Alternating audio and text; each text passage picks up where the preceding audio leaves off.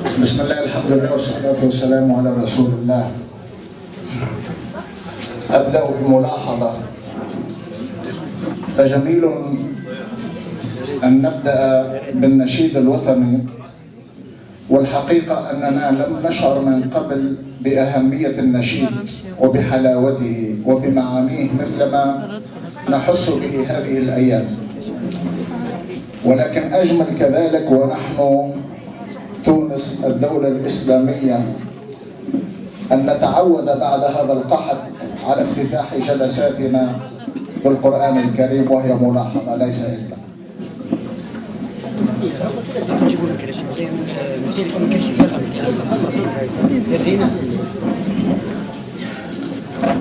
أما النقطة الثانية، فأنا من المجموعة الأمنية، نقيب سابق بالجيش الوطني. دخلت السجن في 87 وأخرجت منه في 89 وأخرجت من الخدمة كذلك في 89. وإذا نسبنا مجهود هذه الحركة الشبابية اليوم إلى الشهيد نحسبه محمد البوعزيزي،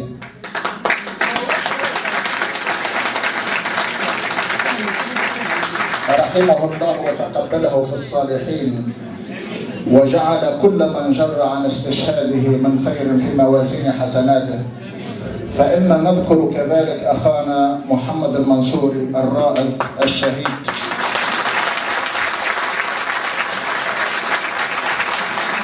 فإن المجموعة الأمنية كانت هي كذلك تتكون من الشباب، حيث لم يكن بها إلا رائدان، الرائد محمد المنصوري رحمه الله، والرائد أحمد العوادي من الشرطة الوطنية، بارك الله فيه وفيه. وبعد المجموعة الأمنية عمل النظام على مسح هذا القطاع المهم في البلاد، الجيش الوطني، عمل على مسحه وتطهيره من كل رجل، مسحه وتطهيره من كل رجل، ولكنه أراد الله سبحانه وتعالى فبقي به الرجال رغم أعينهم المدققة في انتقاء الرجال. أقول من خلال هذا أنه إذا اختلفت أفكارنا ومشاربنا فإن شيئا يجمعنا يسمى الرجولة، فكونوا رجالا تتجمعون. والرجولة ليست للذكور، فكم من ذكر لا يملك منها مثقال ذرة، وكم من نسائنا في تونس حزن على الرجولة كلها. فلا بد إذن أن نتعود على الرجولة.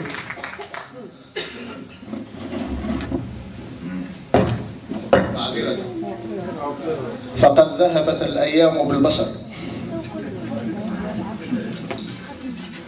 النقطة الثالثة تتحدث عن الخوف، فإن الخوف خوفان: خوف مرق معز، وخوف مذل محبط. وقد عملت هذه الثورة المجيدة على القضاء على الخوف المذل، الخوف من الرجل، فإن الرجل إذا خاف من الرجل فقد رجولته. وبقي علينا إذن أن نتعود على الخوف من الله سبحانه وتعالى، فإن أمر بلدنا لا يستقيم إلا بذلك.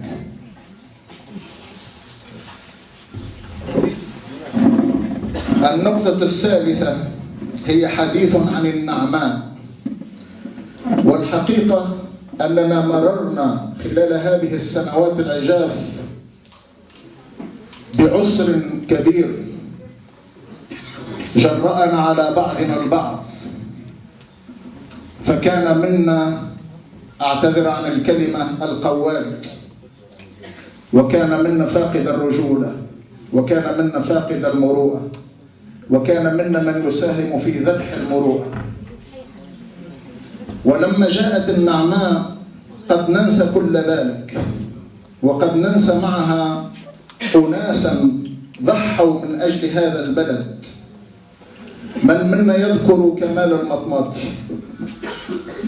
اختلف الناس حوله، أهو مقتول أم هو موؤود؟ وقد حضرت أول أمس في التجمع ولم يذكر هذا الأخ، وعمال بن سالم أحسبه أنه يذكر هذا الرجل. وقد شكر أخي من قبل عمال بن سالم، ولكن في الغرب أو في الغربة كنا نرى الرجال بأسمائهم تتلألأ قد لا يراها التونسيون هنا في تونس، ومن أهم هؤلاء هو عمال بن سالم. لذلك بادرت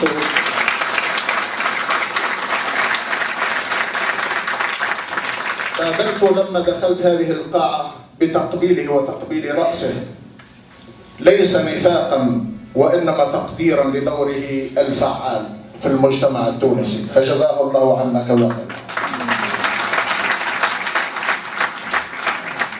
الصمت. سمعت كلمة من الشيخ عبد الفتاح موري قالها، كلمة توزن بالذهب أو تكتب بالذهب. قال: كنا صامتين ونحن اليوم نتكلم، والصمت أسهل بكثير من الكلام، لأن الصمت قد يخفي القيمة. الصمت قد يخفي القيمة فلا نعلمها، ولكن الكلام قد يظهر ليس القيمة وإنما يظهر الهفوات. فعلينا أن نحرص إذن على انتقاء الكلام، ولا نقوله إلا إذا تأكدنا من أنه صالح للتنفيذ. التنفيذ كلمة كان يرددها بورقيبة، لا أدري أكانت لاستهواء الناس أو هي بالفعل شعار: الصدق في القول والإخلاص في العمل. نقولها نحن اليوم بهذا الإخلاص، ونزكيها بأنه لا يقبل من العمل إلا ما كان خالصا صوابا. هكذا تعلمنا. الأخيرة وقد أطلت، لعلي لأني تعرفت على أخي عبد الرؤوف من قبل،